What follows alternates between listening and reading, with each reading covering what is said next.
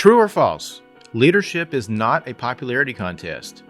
Tune in for headlines in fine print as we unpack this topic. Welcome back to Headlines in Fine Print, the show where we don't just skim the headlines, we dig deep into the story behind the strategy. I'm Dion Williams, President and CEO of Piedmont Advantage Credit Union, and I'm glad you're here. Just as a reminder before we get into today's content, we have the show archived on our YouTube channel and Spotify if you'd like to learn more or listen to past episodes. I'd also like to encourage you to follow our channels, like and share if you're so inclined. And with no further ado, let's talk about leadership. Today's headline might raise a few eyebrows.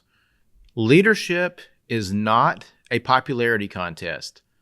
And this week's topic actually came from an archived Harvard Business Review article from 2009 titled, "Leadership Isn't About You," where the author, Marshall Goldsmith, quoted the former New York City Mayor Michael Bloomberg as saying, "If I finish my term in office and have high approval ratings, then I wasted my last years in office."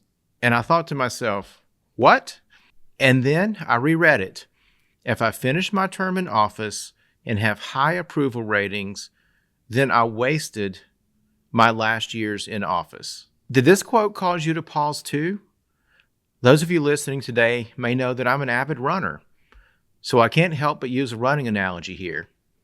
Some courses are flat and fast. However, the more fun and challenging courses have hills and different terrain to keep it interesting.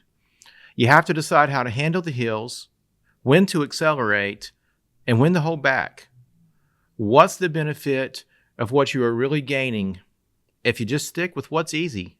Or put another way, what Mayor Bloomberg was really saying is, leadership isn't about keeping things comfortable. It's not about smooth routes or shortcuts. It's about choosing the tougher road, the one that tests your endurance, and the one that many people would rather avoid. And that brings me to the fine print for this episode. Does this kind of leadership mindset translate to the business world? Or more specifically, how about credit unions? And to that, I say, yes, it does. From where I sit at Piedmont Advantage, we're not in it for likes or connections or winning contests. We're here to build something much deeper.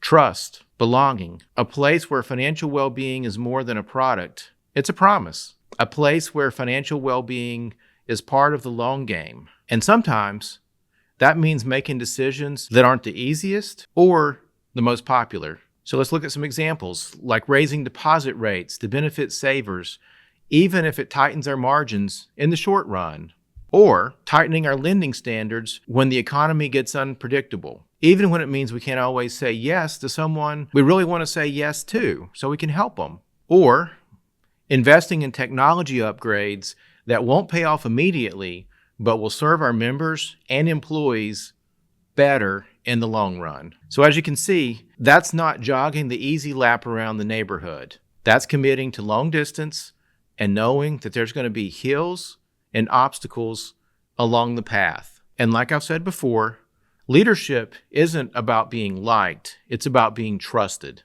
Members and employees don't have to agree with every decision, but if I've done my job, they'll understand the why or the reasoning behind those decisions. Whether you're leading a team, a branch, or a business, or just trying to lead yourself through a season of change, here's what I'd like to leave you with today. So for the fine print of today's episode, while of course sticking with the running analogies, number one, run the harder course. It's tempting to pick the path with fewer hills or less resistance, but leadership means signing up for the long distance, the one that builds stamina and strength over time.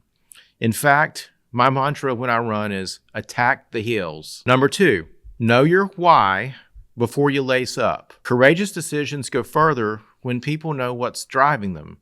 Share your intention often and consistently, even when the course or the path is challenging. Number three, trust the finish line.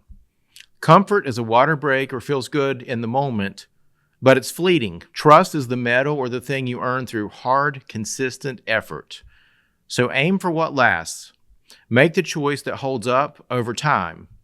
The choice that strengthens your character, your team, and your company's purpose, even if it's not the most comfortable path today. And number 4, enjoy the journey. The finish line is a destination, but take time to enjoy the journey and learn something along the way that better prepares you for the next race. At Piedmont Advantage, we talk about belonging all the time, but belonging doesn't mean just feeling good. Sometimes it means hearing the hard news or seeing your leaders make a call that you weren't expecting. But know this, those decisions are made with a long-term perspective, putting what's best for the members and employees at the forefront of those decisions. So the next time you feel pressure to play it safe or go with the easier pace, don't. Dig deep, run the hill, stay the course. That's where the real growth is going to take place. Thank you so much for running this one with me today. If this episode hits home, pass it along to someone else who's going the distance in leadership. And don't forget to follow Headlines in Fine Print wherever you get your podcasts.